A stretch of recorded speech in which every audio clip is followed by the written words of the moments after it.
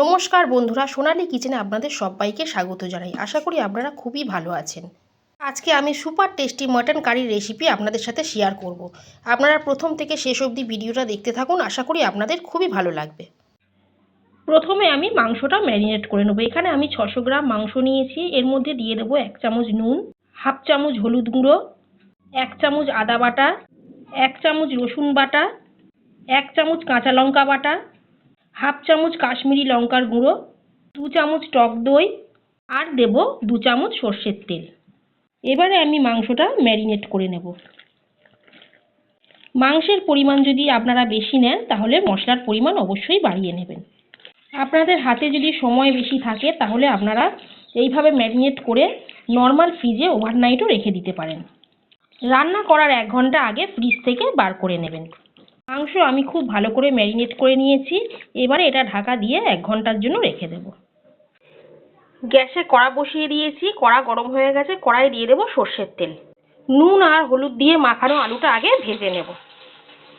আপনারা যদি আলু পছন্দ না করেন আলু ছাড়াও মাংস বানিয়ে নিতে পারেন। আলু আমি একটু লাল লাল করে ভেজে নেব। আলু ভাজা হয়ে গেছে, এবার আমি আলুগুলো তুলে নেব। ফোড়নের জন্য আমি এখানে নিয়েছি অল্প একটু দারচিনি স্টিক, 2টো লবঙ্গ, 2টো ছোট এলাচ, একটা বড় এলাচ, অল্প একটু জয়িত্রী ফুল, গোটা জিরে, একটা শুকনো লঙ্কা, একটা তেজপাতা। আলু ভেজে তুলে নিয়েছি। এবারে ফোড়নটা তেলের মধ্যে দিয়ে দেব। এরই সাথে গরম তেলের মধ্যে আমি দেব সামান্য 2-4 দানা চিনি। এই চিনিটা দিলাম, তরকারি কিন্তু মিষ্টি হবে না বন্ধুরা। এই চিনিটা গরম তেলের মধ্যে দেওয়ার ফলে চিনিটা তেলের মধ্যে ক্যারামেল হবে আর মাংসের মধ্যে একটা সুন্দর রং আসবে। ফোড়ন থেকে সুন্দর গন্ধ বেরিয়েছে। এবারে দিয়ে দেব কুচো করে নেওয়া পেঁয়াজ। এখানে আমি মাঝারি সাইজের 3টে পেঁয়াজ কুচি করে নিয়ে ব্যবহার করেছি। পেঁয়াজটাকে ভালো করে লাল করে ভেজে নেব। পেঁয়াজ খুব ভালো করে লাল করে ভেজে নিয়েছি। এবারে এর মধ্যে দিয়ে দেব ম্যারিনেট করে রাখা মাংসটা। পেঁয়াজের সাথে মাংসটা আরো কিছুক্ষণ ভেজে নেব।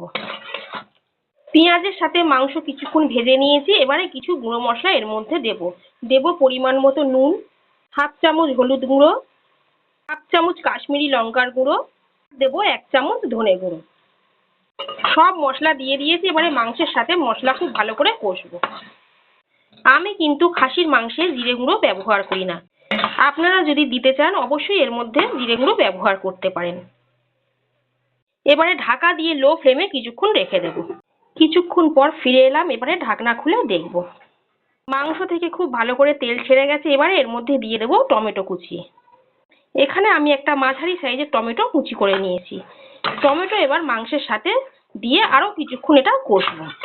এখানে আমি একটা জায়ফল নিয়েছি, অল্প একটু কুড়ুনিতে কুড়িয়ে নেব। আমি ঠিক এইটুকুনি জায়ফল কুড়িয়ে নিয়েছি। এতে মাংসের স্বাদ দ্বিগুণ বেড়ে যাবে। রান্নায় বেশি জায়ফল গুঁড়ো ব্যবহার করবেন না। বেশি জায়ফল গুঁড়ো ব্যবহার করলে তরকারি তেঁতো হয়ে যাওয়ার সম্ভাবনা থাকে।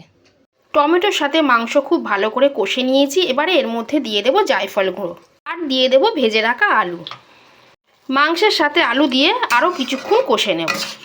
মাংস আলু খুব ভালো করে কষে নিয়েছি। আমি আজকে মাংসটা প্রেসার কুকারে বানাবো, তাই মাংসটা প্রেসার কুকারের মধ্যে নিয়ে নেব।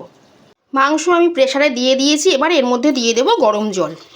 এবারে প্রেসারে ঢাকনা লাগিয়ে 4টে সিটি দিয়ে মাংসটা সেদ্ধ করে নেব।